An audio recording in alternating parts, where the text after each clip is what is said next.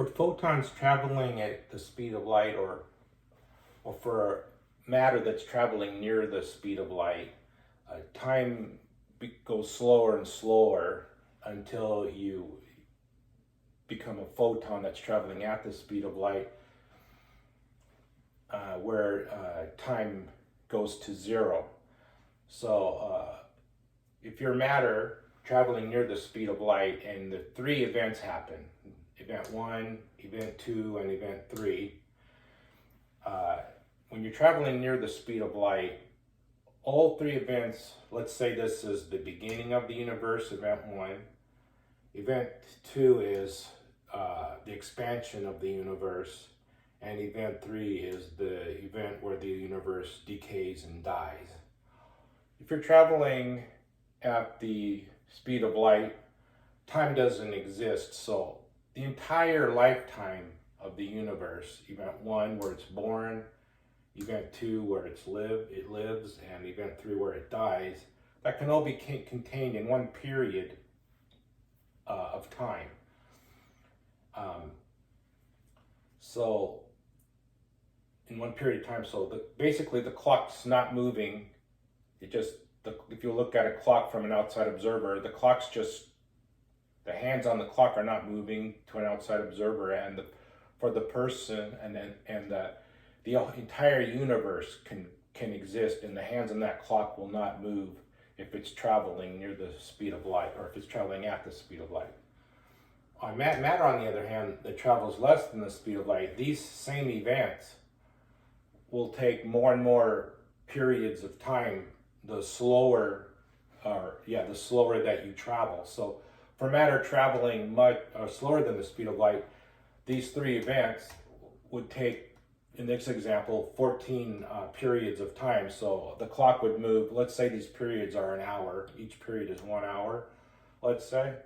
It would take 14 hours for the Earth to be born, exist, and then die if you're traveling at some velocity less than the speed of light. If you're traveling much less than the speed of light,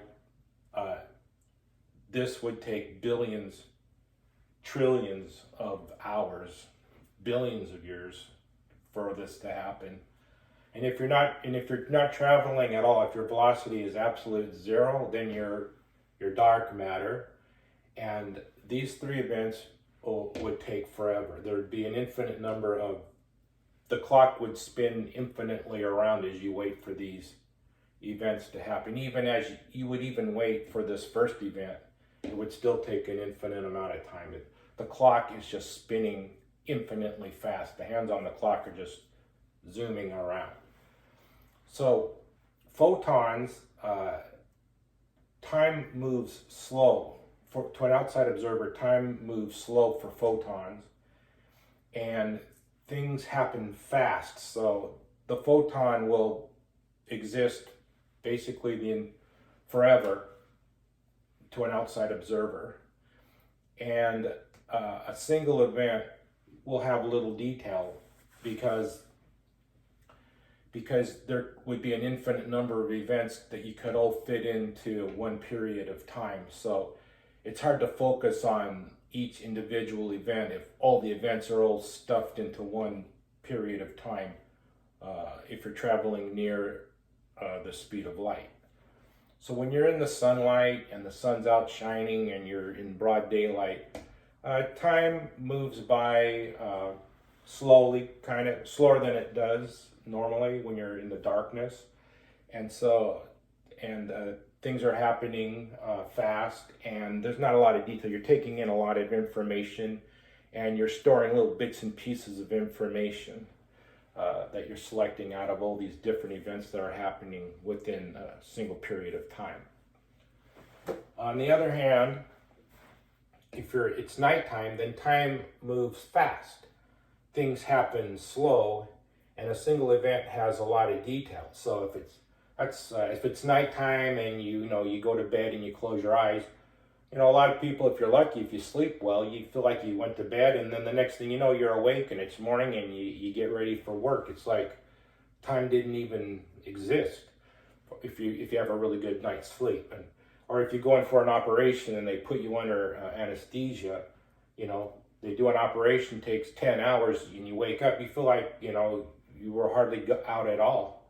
And the people have woken up for year-long comas, that lasted for years, and they don't remember anything, and it feels like it just happened yesterday, and yet they've been in a coma for years.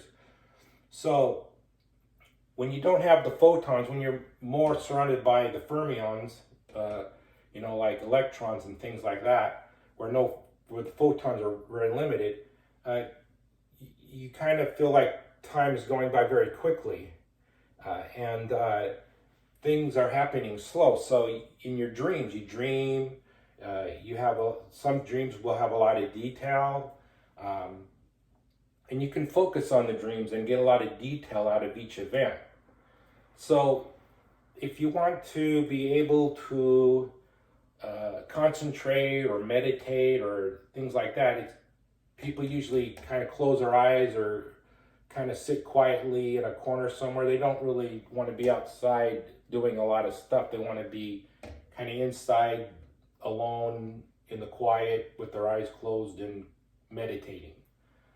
And so this is because photons carry a lot of information from a lot of events, and fermions carry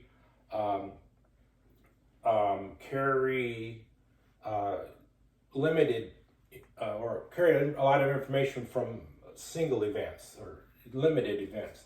So you can concentrate better when you remove the photons from the equation. Photons have a tendency to override fermions because photons are more energetic. They're in the highest energy level. That's why they left the atom. So their energy levels are greater usually than the energy levels of a fermion. So they tend to drown out the information held within a fermion. So if you can remove the photons, you can focus on the fermions, and then you can focus better on things, each individual event, and you can concentrate on the details better of those events.